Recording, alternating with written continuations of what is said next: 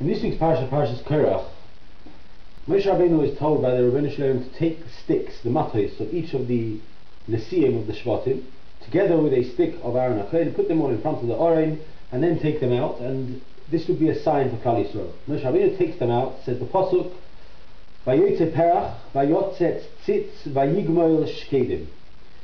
It flowered, it budded, and then almonds grew on Aaron HaKohen's stick. This was a message for Klal Yisrael. All the Mefarshim explain what the message was.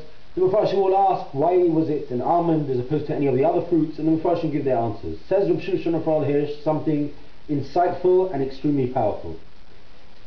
All trees, by the end of the season, bear their fruit.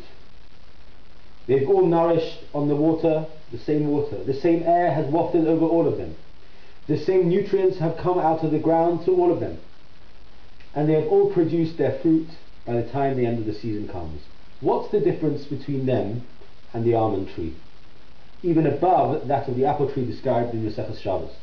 Says Rav Shimshon Raphael Hirsch, other trees, prior to producing the blossom from which the fruit will grow, first make sure that they are well covered and clad with their leaves, and they're strong, and then they produce their fruit.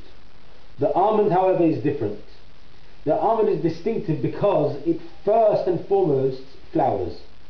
It begins that process of producing its fruit. Only then does it cover itself in its leaves. Says Rav Shimshon Raphael Hirsch, this was a message for Klal Yisrael. There's a job at hand.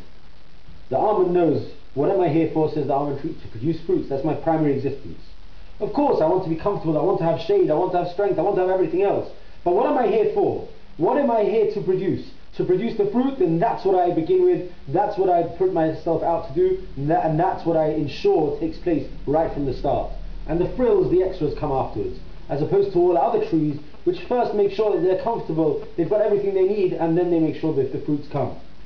Said Moshe Rabbeinu to Klal Yisrael, says the Rabbi Shalom via this sign, Mi Lashem Elai was what was said to Klal Yisrael. Who replied to that call? Shevet Levi. We're ready, we're coming, we're ready to do what we're here for. We have a tachlis, we have a purpose, we're makayim our purpose, and we do that immediately.